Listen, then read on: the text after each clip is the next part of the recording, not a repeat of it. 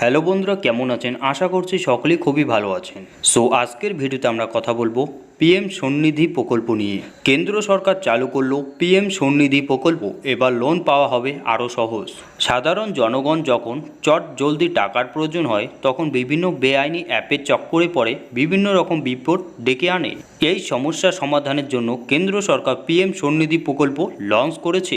এই প্রকল্পের আওতায় লোন পাওয়া যাবে খুব সহজে। তাছাড়াও এই প্রকল্প থেকে বিভিন্ন লোন নিলে পাওয়া যাবে বিভিন্ন রকম বেনিফিট। এক নজরে দেখে নেওয়া যাক আপনি কিভাবে এই প্রকল্পের আওতায় আবেদন করবেন এবং এই প্রকল্প থেকে কি কি সুবিধা আপনিও পেতে চলেছেন। সো প্রথমত আমরা জানব কারা কারা এই লোনের জন্য আবেদন করতে পারবেন। যে সমস্ত ব্যবসায়ীরা রাস্তায় বসে ঘুরে ঘুরে ব্যবসা করেন তারাই এই লোনের জন্য আবেদন করতে পারবেন। পিএম স্বনিধি প্রকল্পের আবেদন করবেন কিভাবে? এই প্রকল্পের আওতায় খুব সহজে 10,000 টাকা থেকে 50,000 টাকা পর্যন্ত আপনি লোন পেতে পারেন। লোনের জন্য আবেদন করতে হলে আপনাকে গুগলে গিয়ে সার্চ করতে হবে পিএম স্বনিধি। এরপর অফিসিয়াল ওয়েবসাইটে গিয়ে আপনাকে মোবাইল নাম্বার এবং আধার কার্ডের মাধ্যমে লগ ইন করে নিতে হবে। তারপর আপনার সামনে প্রকল্পের পুরো ফর্মটি চলে আসবে। আপনাকে সঠিক পদ্ধতিতে এবং সঠিক তথ্য দিয়ে ফর্মটি পূরণ করে সাবমিট করতে হবে। পিএম স্বনিধি প্রকল্পের আবেদনের জন্য কি কি ডকুমেন্টসের প্রয়োজন?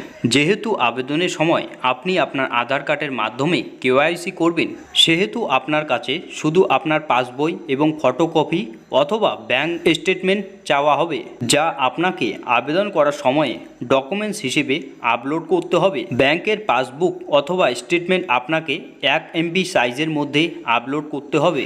আবেদন করার পর কতদিন পর লোন পাবেন?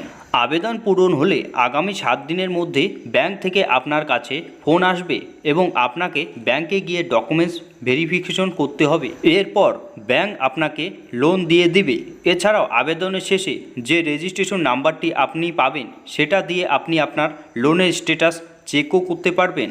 এখন জেনে নেওয়া যাক পিএমপি স্বনিধি প্রকল্পের সুবিধাগুলি কি কি আছে। অন্যান্য লোনের তুলনায় এই লোনে আপনি বিশেষ কিছু অতিরিক্ত সুবিধা পেয়ে যাবেন, যার মধ্যে প্রথম, আপনি যত টাকায় লোন নেন না কেন আপনাকে তার উপর কোনো রকম সুদ দিতে হবে না। দ্বিতীয়ত, এই প্রকল্পে আবেদনের জন্য আপনার প্যান কার্ড এবং সিবিল স্কোরের প্রয়োজন পড়ে না। আর সবচেয়ে বড় ব্যাপার যেটা, এই প্রকল্পের আওতায় লোন নিতে আপনাকে কোনো রকম গ্যারেন্টারের প্রয়োজন পড়ে না। তো যাই হোক বন্ধুরা, এটাই ছিল আজকের আমাদের ভিডিও। আশা করি ভিডিওটি ভালো লেগেছে। যদি ভালো লেগে থাকে তাহলে অবশ্যই চ্যানেলটিকে সাবস্ক্রাইব করে আমাদের সাথেই থাকবেন এরকম নতুন নতুন ইম্পর্টেন্ট ভিডিওর আপডেট সবার আগে পাওয়ার জন্য। ধন্যবাদ।